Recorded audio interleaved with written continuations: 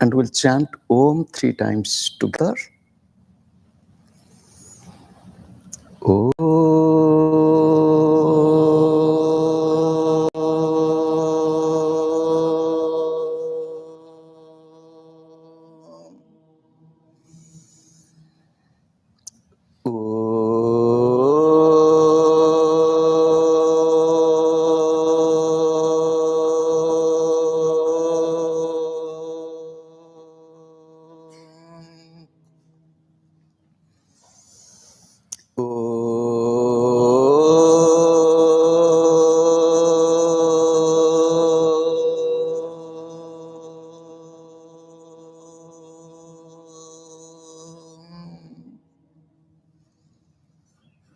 Shri Gurave Namaha.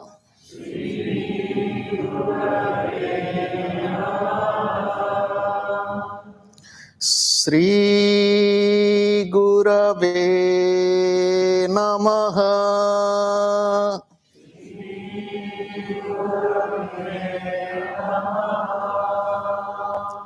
Shri Gurave Namaha.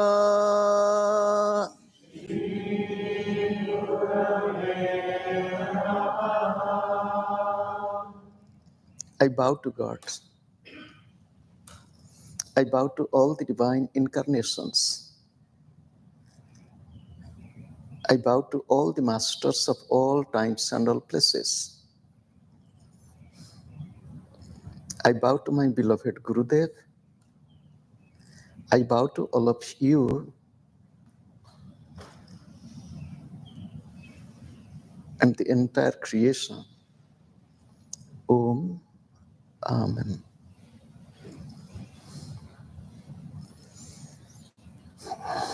Good afternoon, good evening. It is by the grace of God and Sri Gurudev, we all have assembled here to commemorate the 50th anniversary of Sri Gurudev's coming to West, and simultaneously to reflect his life, his teachings.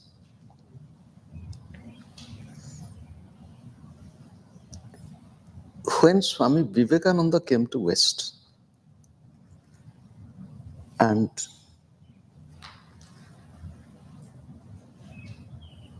as I told you, he was not an official delegate, but he was accommodated. The president of the parliament was inviting him to give his talk, but he was taking time. He did not have, you can say at that time, that confidence or courage, or he was just taking time. Maybe God was waiting for the right moment. No one knows. At last, he stood up and he addressed the people here in Chicago, my brothers and sisters of America. Just these are few words, my brothers and sisters. All the delegates and dignitaries who spoke before him were addressing ladies and gentlemen, as it is done in West. For the first time, somebody who addressed everybody as my brothers and sisters. It was not just words. People felt that it was from his heart. Only this much, hearing this much, there was so much of joy. And there was, clapping. He was given few minutes time, that period was over. That's all. If you think a few minutes talk, and the talk is my brothers and sisters of America, and now others are in trouble, the president, he looked at him and continued, because he saw how he's accepted appreciated by the public, people. And the next day in the newspapers, there was more about him. One who was an unknown Indian monk. They wrote Hindu monk, and Hindu spelling was Hindoo. Because at that time, nobody knew.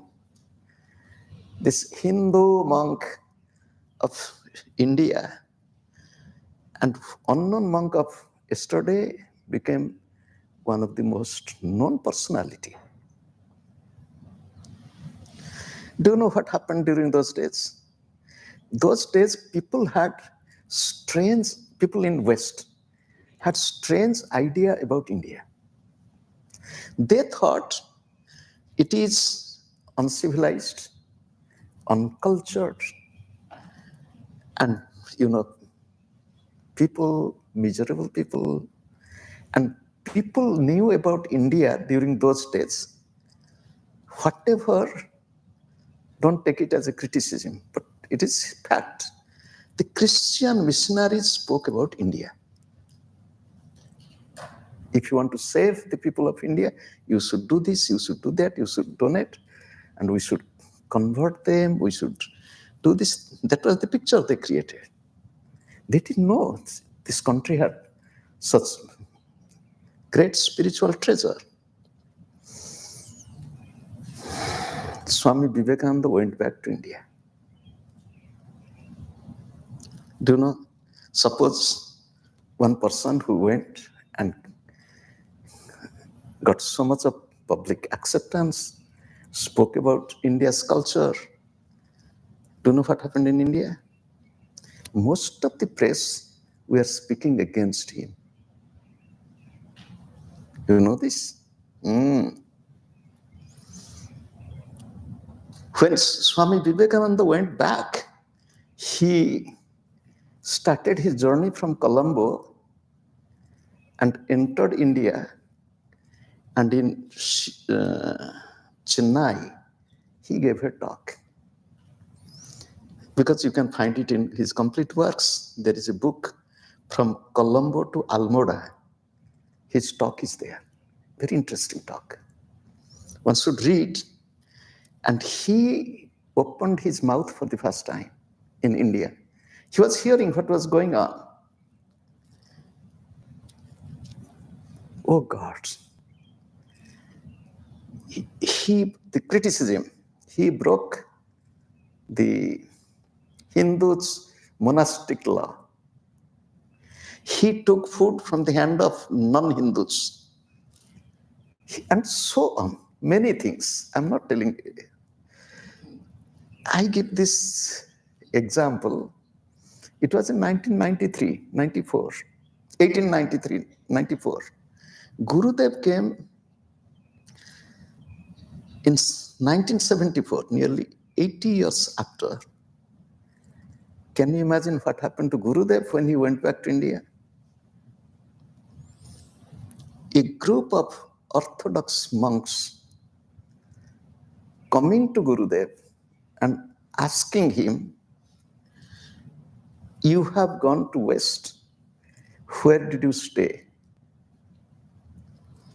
What did you eat? Did you follow the strict rule of Hinduism or not?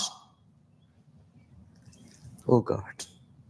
Not only that, when Gurudev was walking on the street in Puri, people were shouting at him in humiliation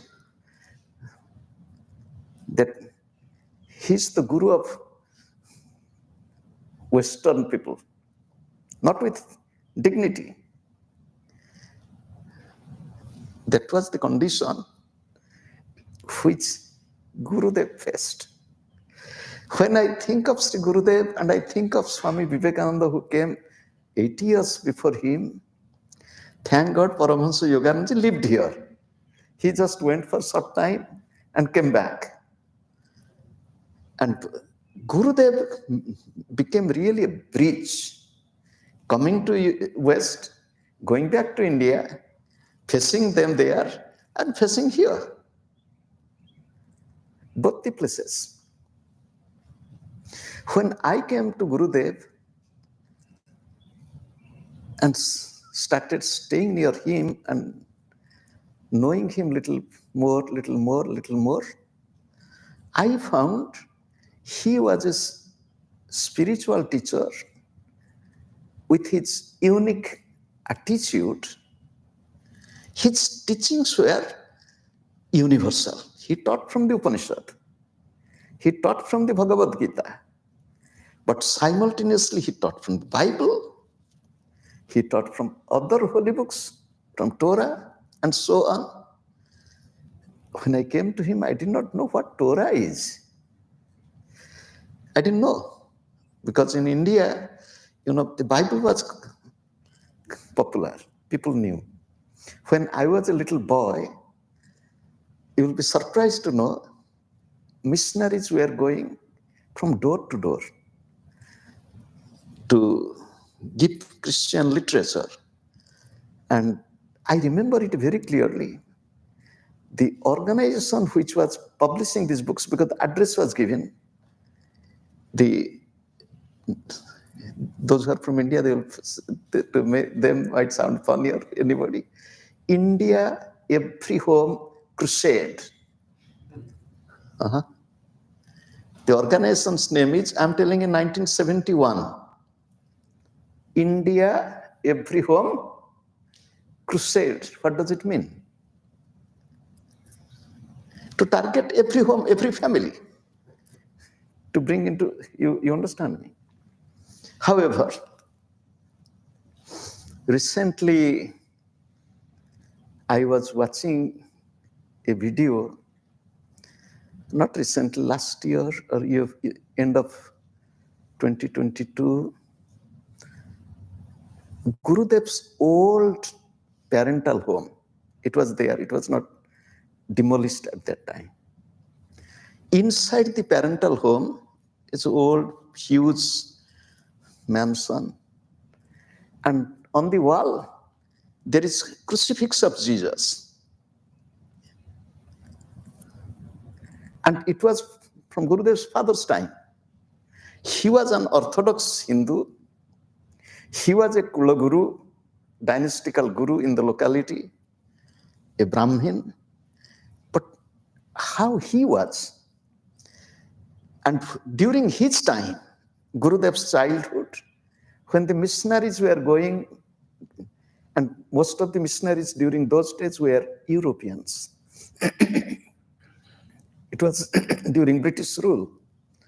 So they were speaking in English. Gurudev's father was telling Gurudev, speak to them. And he told, love Christ, but never get converted. Study the scriptures, love him, but however, when I came to Sri Gurudev, he started slowly to me to speak little more on the Bible. He gave me a copy of the New Testament, and later on, he gave me the copy of the New and Old Testament. That is the book which I thoroughly read. I told you the other day I read from here. I don't know where I spoke. Recently I spoke somewhere. I have read the Bible, the Old Testament and New Testament, from word by word, from beginning to the end. And that was the book given by Sri Gurudev. And the Bible has many versions. The first version Gurudev gave, the Old Testament, it was King James Version. And the second one was New International Version, NIV. So these two versions I read, New International Version from beginning to the end, old and new. And he, in his teachings I found, it is so universal because it's truth. Truth is not monopoly of any place, any culture, any religion. Truth is universal. Suppose law of gravity. Gravity was there all the time. And Newton analyzed it. He didn't create something new. He just explained it. This is this. Truth is there. Truth is. So truth is universal. Recently, somebody was telling, why somebody? So it is Sampurnand. He said she was watching some video about food. And some Christian person is talking about food. And he's telling in Christianity, there is vegetarianism. In Christianity, it is not only Christianity. If you take it very seriously, it is from the Torah. Torah means the first 5 books of the Old Testament. In the Genesis, first chapter, 29 verse. You read and you will find God is telling which food we all should eat. Interesting. So, truth is for all. Unfortunately, misinterpretation, misunderstanding, misrepresentation, and mistake, all miss. We miss the reality, truth. When Gurudev came to West, during those days, although he was invited by the Western people, the disciples, still then they did not know how to treat. I take you back when Paramahansa Yogananda came and started living here, and he saw that I have come to teach and teach truth. I am not going to tell that do this, don't do this, I am the guru, you are the disciple, you should treat me like this, I should. He didn't tell anything. Do you know what happened? Paramahansa Yogananda was writing his friend Swami Satyanandaji, can you send somebody who can be with me? The first person who came to work with Yoganandaji, second person, like this. So they were friends. First person was his friend. So friend.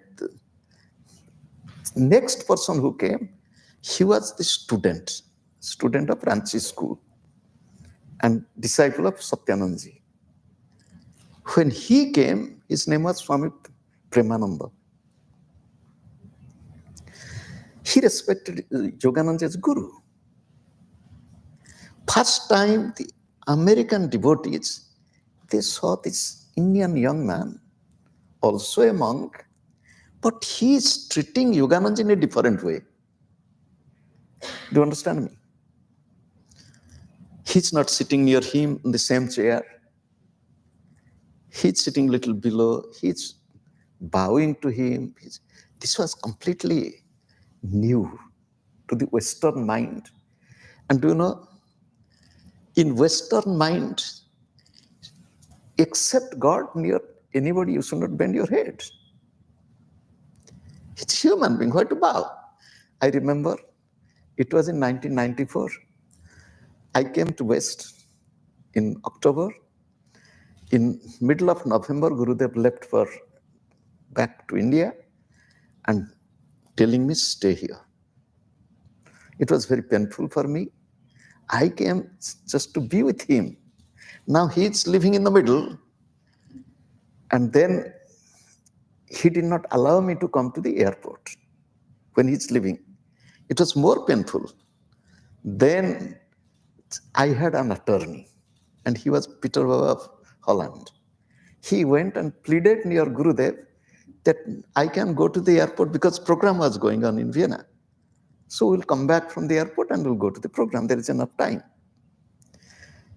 So in the airport, maybe 100, closer to 100 people sitting around him. He's sitting on the wheelchair. It was 94 November. And people, when he was about to leave, people were bowing to him. The public, they were looking with little strange. I was looking at their face. Why they're bowing to this man? And I was also hearing their remark, because my mind was with Gurudev, also with people. And this was Western culture. I remember here in Chicago, once I was taken to speak in a hospital.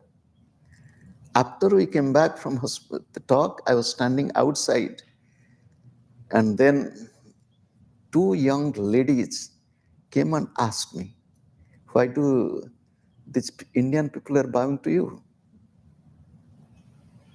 It was new. And it was not criticism, but curious. Why we bend our head? Why? Do you know, in the Holy Bible, it is written, bow flat. It is written, he was bowing to another person completely flat on the ground, which we call as Sastanga Pranam. It is there in the Bible. It's nothing new. However, Gurudev came to West, went back to India, again came to West, went back to India.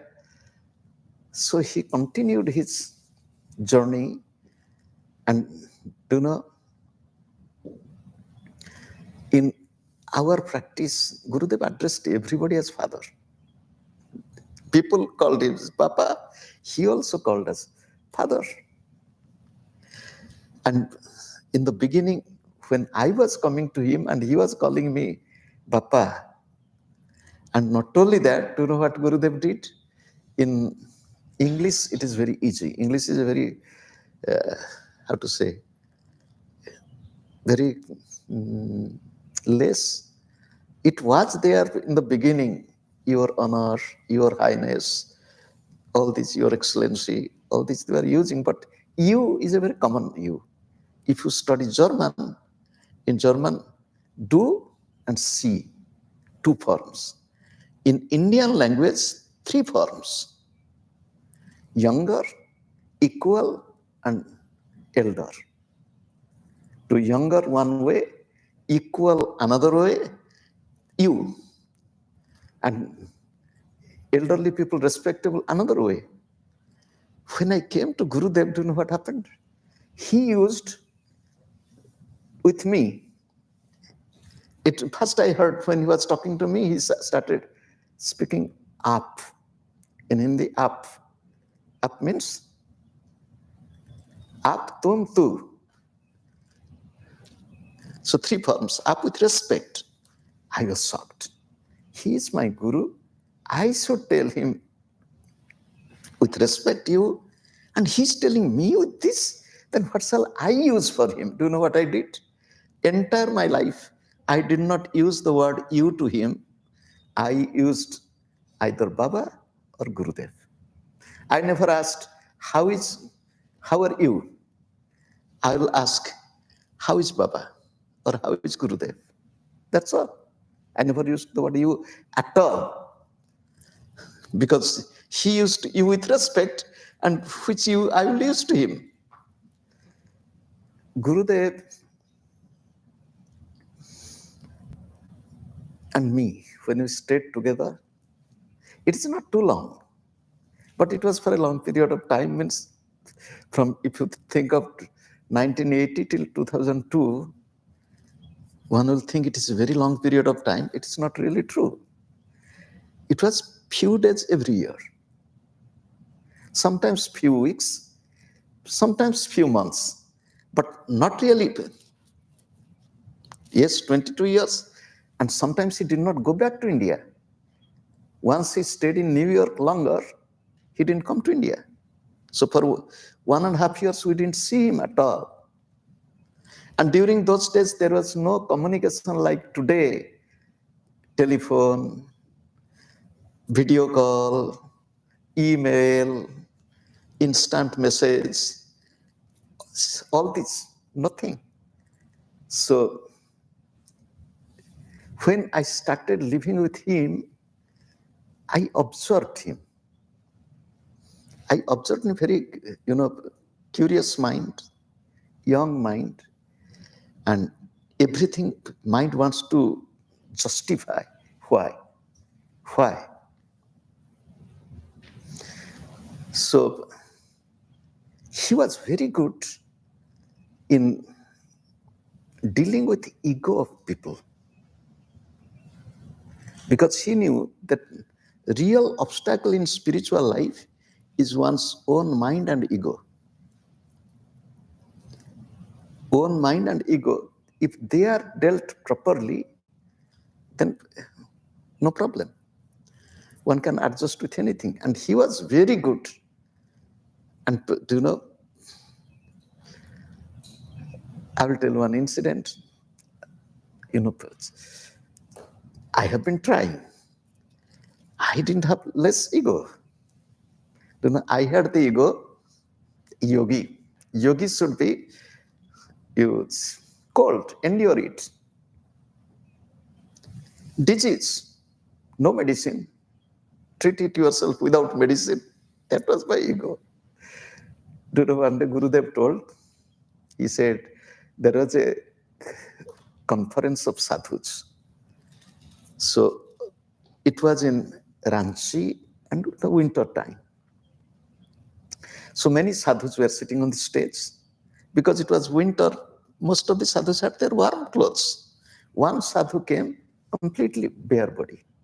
Little loin, nothing on the body. He sat down on the stage like this. So if you do something which is uncommon, you draw attention of people.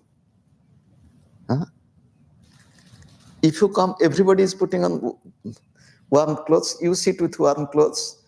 So odd man out. So he was, then Gurudev told me, what is the purpose of showing your endurance to others? He told me, he said, if enduring cold will be the sign of spirituality, then all the cowards, bulls, those who do not use any blanket or in India, so they will be got realized. Don't show anything. Indirectly, he was telling me, even if you have the ability to endure, don't exhibit. In 1978, I stopped taking allopathic medicine. And before that, I was sick. Slowly, I got really better. And I developed, ego that, what is the need of medicine? But I was suffering from cold. Nose was running. And Gurudev told, and I'm doing his work. He was dictating and I'm writing. And sometimes, do you know what happened with Gurudev and me? He could find that I can write very speedily. And I never ask, yes, Baba, can Baba repeat? Nothing. He talks in a flow, I write down in the same flow. So no pause, nothing. So, but my nose is running and I'm holding a towel near my nose and I'm going on writing. Then he told, Baba, open my bag. I opened his bag. Touch there, you'll find a packet of medicine. I brought it. He said, take this strip. I took the strip. You open one tablet. I took the tablet. He said, eat it. So, do you know what happened? My ego. I am not eating since last more than 10 years. Why should I take a tablet? On the other hand, it is said, mantra mulam, gurur vakyam. Whatever the Guru is telling you, obey it without any question. But ego is telling, why? Do you know what I did? I said, I took the tablet in my hand. It is in my mind that I'll not take the tablet. It was, on the other hand, it is lying. I'm going out in the pretension of taking some water and I'll not eat it. So when I'm going out, Gurudev said, why are you going out? Take the tablet here. I said, Baba, I have to have some water. He said, take it from my glass. It is Gurudev's class. He said, so what? Do you know, he knew this. As I told you that he knew where and how to treat a person. So I had no other way. I took the tablet in my mouth, and the purpose of telling this, any form of ego, and ego justifies yourself, finds mistake in others.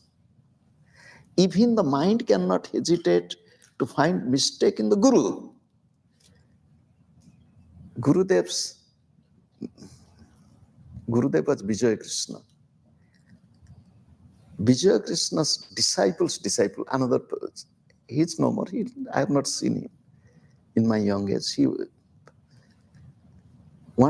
At one place he's writing, if at any unfortunate moment of your time, you find fault in your Guru, stay sometime away from him and do sadhana intensely to purify your mind. He's telling. There is a beautiful book in Bengali, Sadhanar Griye, in the cave of sadhana. In that book, he's telling this. And it is human mind. And Gurudev was really, and Gurudev, many people know Gurudev is very loving, very caring. It is true. But Gurudev was very strict and very tough. He knew whom and how to treat anybody. He was not, and people think. So, however, this year is the 50th year of Gurudev's coming to West. Do you know, this year, the 50th year of me finding out the location of Kodar Ashram. You'll ask what happened. It was in 1974, in the month of October. I was with my friends on the sea beach in Puri, and we all are coming from sea beach towards Lord Jagannath temple. And on the way, right-hand side, there was a narrow lane. My eyes was transfixed towards that lane. I felt I knew this road. That was my first time walking in that road. In the corner, it was written, I read that. Kriya Yoga Meditation Center, Korar Ashram, founded by Swami Srijukteswarji. In a small wood plank, it was written.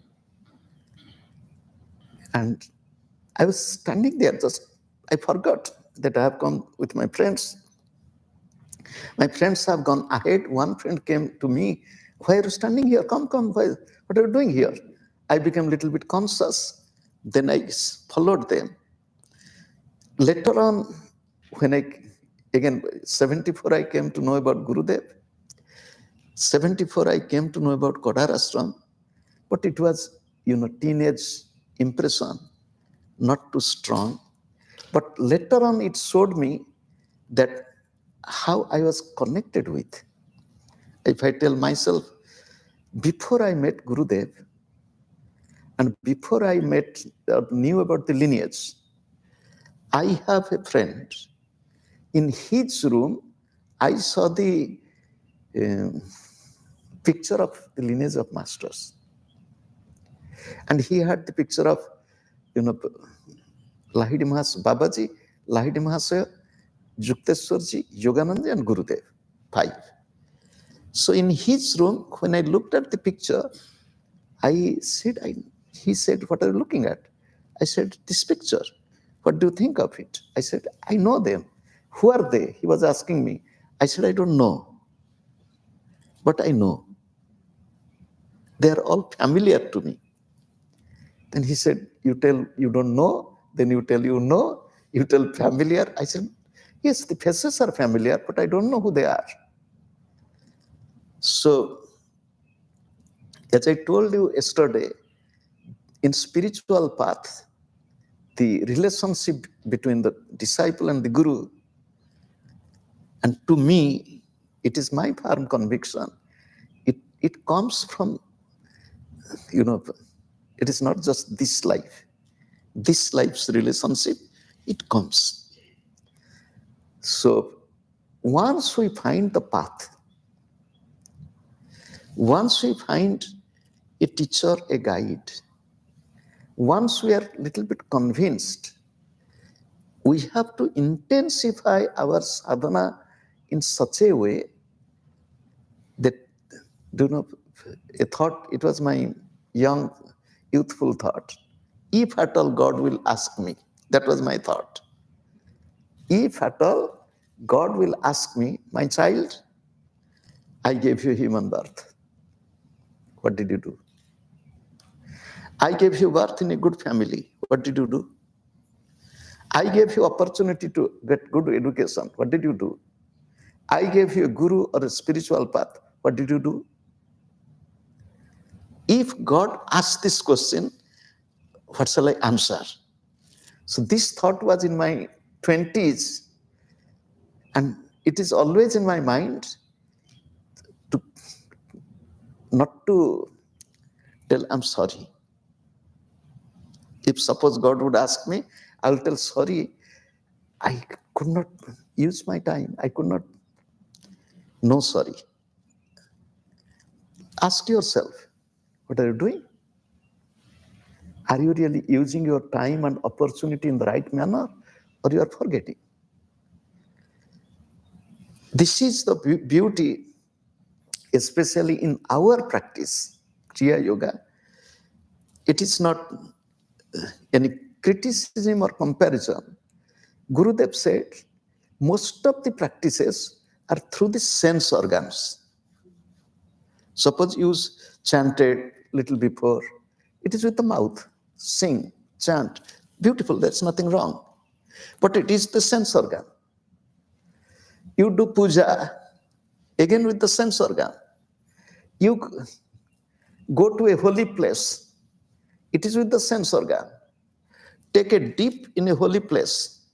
Some people are telling, next year is Kumbh Mela. Some people are asking. And one person, he's closer to 80 and wants to go to Kumbh Mela and has the fear that if at all I die there. If you die, then can you give the address of our Swamis living there? I don't need any accommodation or any help. I'll give this contact. If I die, they will contact this. Oh God, people are planning if I die. However, so people are asking about Kumbh Mela. Do you know what I'll tell you about Gurudev and me, Kumbh Mela? Gurudev did not like too much of going here and there. Pilgrimage. He emphasized pilgrimage is within. Do sadhana within. Real holy place of pilgrimage is within you, and be there more and more. That is your pilgrimage. That is Gurudev's teachings. But my mind, it was in 1986, and there was Kumbh Mela in Haridwar.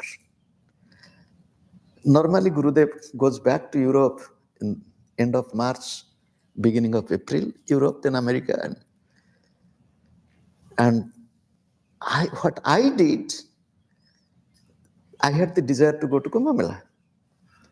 So I had some contact, and so I contacted some to go and stay in their camp, and everything was arranged. So I was staying with Gurudev December, January, February, sometime in March. One day Gurudev was talking like some devotees, and he spoke about Kumbh Mela. He said, do you know what is Kumbh Mela? It's Amrita Kalas, the nectar of, the pot of nectar, which came out of the churning of the ocean, and drops of nectar fell at 4 places, and there is the Kumbh Mela.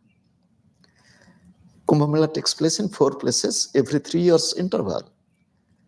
Then Gurudev said, your body is the pot. Your life should be churned, and there should be nectar within you. The nectar comes to you through meditation, through khechari, through practice. Otherwise, your life is poisonous. And he was telling that going to Kumbh Mela, doing this, he didn't.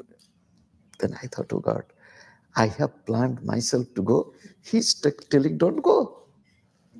Then I thought, okay, he's talking to everybody. It is his way. But he's not telling me personally.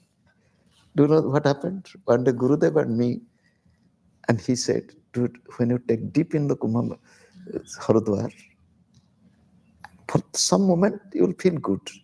Can you maintain that goodness all the time? Then he said, do you know, where is Triveni? Triveni means the confluence of three holy rivers. He said, Triveni is within you in the midpoint of eyebrows. Take deep there. And he went on telling like this. Then I was convinced. I didn't say that I have booked my ticket. I had already my, some place to stay there in Haridwar, and my train ticket, everything was done. I cancelled. I didn't go. Here comes the conflict also within. That should I go, should I not, should I go, should I not? But I finally cancelled. Do you know what happened in that Kumbh Mela? There was stampede. 1986 Haridwar Kumbh Mela. Quite a good number of people liberated. So I went in June, end of May, I went to Haridwar during my summer vacation. Usually I went there. The monks asked me, what happened? Why did you not come? I didn't say that my Gurudev told not to go. Although he did not tell me directly not to go. And I didn't tell that I have my ticket. Nothing I said. The thing is, he was a very typical monk. Do you know what happened? One day he was in Chennai. And in Chennai, there is a river, Adyar, I think. Those are from South India, they might know. So there was a conference by Kanchi Paramacharya. And he was a very respectable monk during his time, Paramacharya of Kanchi. Many prominent monks from India were there, and they invited Gurudev. And Gurudev is very funny. He never went and took his bath in open space. And to go, to take deep in the river with the sadhus, he didn't go. And in the conference, the Sankaracharya of Kanchi is presiding, and other monks were sitting. And when Gurudev was told to speak, somebody complained. This Bengali sadhu has not gone with us and has not taken a holy dip. Then he looked at Gurudev, he said, is it true? He said, yes, it is true. He said, why did you not go? He said, is it not written, Ganga Gangeti jo bruyat, yojananam satairapi, papebhya Vishnu lokam sagachati. Ganga. Only one who remembers Ganga, or one who utters the name Ganga, Ganga, Ganga, one is liberated that moment. Then he said, you continue. He smiled. He understood that he is a monk of completely different state, different level. He is not. And this is who Gurudev is. Gurudev was, he was, although born in Orthodox family, he was not Orthodox. He was very, very open-minded. And true spiritual attitude is free from all forms of dogmatism, narrowness, meanness, I-ness. And once the mind is opened to God, and once one experiences that love for God, everything is, So when Gurudev came to West, I told this story many times. He came to USA. He came to USA in 1975. And in USA, he loved New York. He lived during his lifetime, he lived in New York a lot. And street, avenue, where is what? He knew everything. And wherever Gurudev stayed, his first duty was meditation. I have heard from Gurudev, I have heard from others also. When he stayed, he used to encourage people to come early in the morning to meditate. So people would drive or come by public transport, whatever. Very early in the morning, meditation with him. From there, they used to go to work. Evening, people used to come back. Again, meditation in the evening. Morning and evening meditation. And do you know, wherever he stayed, first priority is meditation. Meditate, meditate, meditate. So, and then his emphasis, he told, meditation, you meditate, but don't make your meditation just like washing the body of the dog. You'll ask, what is the meaning of washing the body of the dog? He gave this example. Suppose you have a pet dog. You shampoo the body of the dog and nicely clean it. If you make the dog free, what the dog will do? He will go and shaking the body and rolling on the carpet if you even make free in the lawn. So you clean the body, again, but the body is dirty. He said most of the people are meditating, sitting with eyes closed. It is dogs shampooing. After meditation, again the same old, old ego, old anger, old jealousy, old frustration. Where is the change? He said, intelligent person, after washing the body of the dog, they tie the dog. They don't make the dog free. In the same way, don't allow your mind to be free after meditation, again going back to the old habit. Do you know what Gurudev used to say? After, suppose there is meditation. I don't know how many of you were taking dinner last evening. So I just went inside. When I went inside, it was just like a restaurant. All were talking.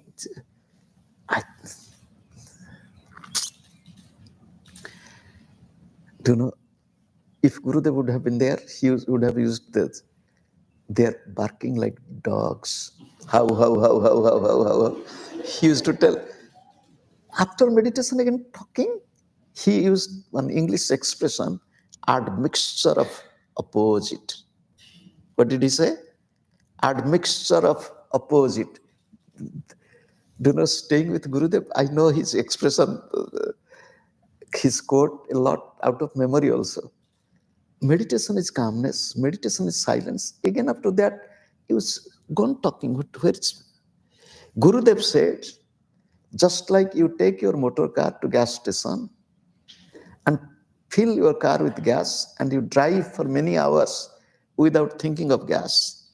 In the same way, meditate, but maintain the state of meditation for hours and hours and hours and hours. Whenever you feel that mind is a little bit, again you sit down and meditate. Instead of sitting and for longer, you meditate and then in between meditate more. In between. Find out time. When living with Gurudev, one thing he was doing, he was asking often, are you watching your breath? I'm telling, at least to me, I know this. He must be doing this to others. Are you watching your breath? Where is your mind? Again and again. We should be careful. We are coming to program. We are following Gurudev. But if we do not really change ourselves, one day Gurudev and me, we were in Europe, and Gurudev me in the airport. In one airport, the money exchange, it was written change. So Gurudev pointed his finger, what is written there? He knows it. Why should I answer? This is my policy, not to answer to Gurudev. He said, what is written there? I didn't say anything because I know how to read and he knows how to read. It is written sense. What is written there? I didn't answer. Then Gurudev said, what to change? It is written change. What to change? And he knows it is money exchange. I know it is money exchange. Why should I answer? He's asking something more. I will not tell. One day Gurudev said, he doesn't answer. Gurudev told me in some public or in a group. When I ask something, he doesn't say anything. Do you know why? Then people are looking at him because his words are very valuable. He doesn't want to. So he said, change your character, change your habit, change your attitude. Like this, he went on telling change. And he said, if we do not change ourselves, we are not human beings. We have to change ourselves. We have to, because we are human beings. We have to change. Then he said, if we change, we become God in human being.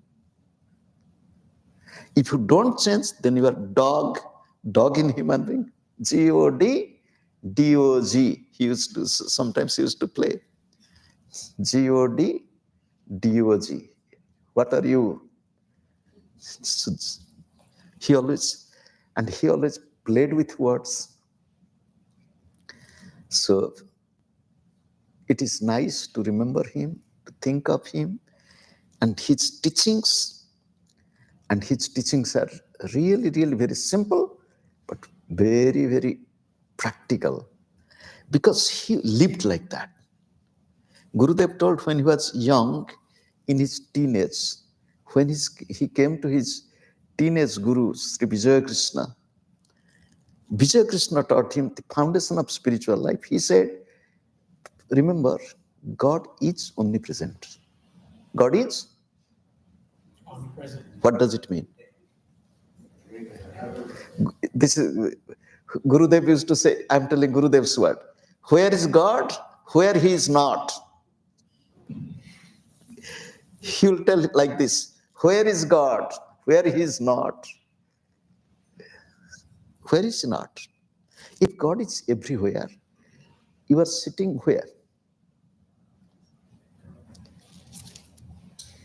Gurudev, when I was new with him, I couldn't understand him. He used to say, God told me, scratch it. And I scratched it. God told me enough. I took my hand back. I thought God has nothing to do. He's telling you. This was my young age response, mental response. God is telling what God is telling. My mind was not understanding him. My mind was, he said, we served him breakfast. He was taking, and he used to tell, sit down. And sometimes he used to feed us. And he will tell, God is telling, this is grape. God is telling, put in the mouth. I will not put in nose. God is telling, put in mouth. I am putting in mouth. God is telling, chew 100 times. Then he'll go chewing. And then I was thinking, he has nothing to do. He's sitting and chewing. We have so much of work. We have to be hurry. And if I go on chewing, where is time? This was, my mind's reaction during my young age. And this is all my foolishness, I'm telling you. Then slowly when I grew up, I perceived the presence of God. And where he's not. People say, he did this to me. She's so nasty to me. It is all God. It is all God. I told in joke a few days ago somewhere, I told in botany, I studied a little bit of botany from 76 to 78. So if you think of tomato, if you think of eggplant, and if you think of pepper, they all belong to same family, Solanaceae. They all belong to same family. Can you eat raw eggplant? It doesn't taste good. But ripe tomato, yes. Chili. So in the same family, 3 types. Same family, one is ripe, it is pleasant, that one can eat it. Other one cannot. Other is so sharp. Same family. Even if we all are children of God, tiger is the child of God, snake is the child of God, and we all are children of God. And different nature, different character, but we have to love each other. Gurudev used to sing a Bengali song, Sabare Basre Bhalo, Noile Moner Kalo, Mitbe Nare. তুই যারে ভাবিস ফণি মাথায় তার আছে মণি. In that song, you love everyone unconditionally, otherwise you cannot grow.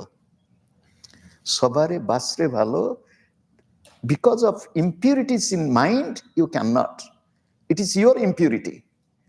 It is my impurity which doesn't allow me to love everybody unconditionally.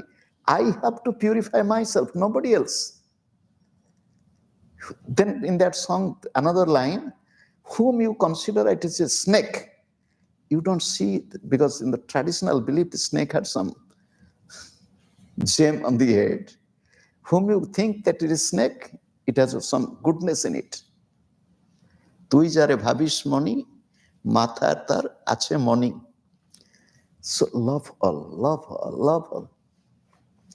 This is what practical spiritual life is, and that is what Gurudev spoke again and again. And he lived, as I told you when Vijay Krishna said, you are brushing your teeth, love God.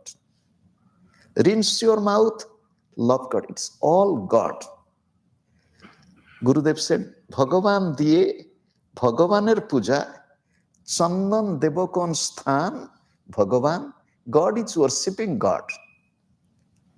Suppose the priest is worshipping in the temple, suppose Hindu temple, decorating. Who is decorating whom? The priest himself is the presence of God. The deity is the presence of God. God is worshipping God. He said that Bengali song, Mandire tumi, puja phule tumi, aratite tumi, muratite tumi. You are in the temple, you are in the deity, you are in the flower, you are in the vesper, in the lamp. Who is worshipping whom? That is what practical spiritual life, and that is what how we should live in our daily life, and that is in our hand. So when the theme of this retreat, I heard living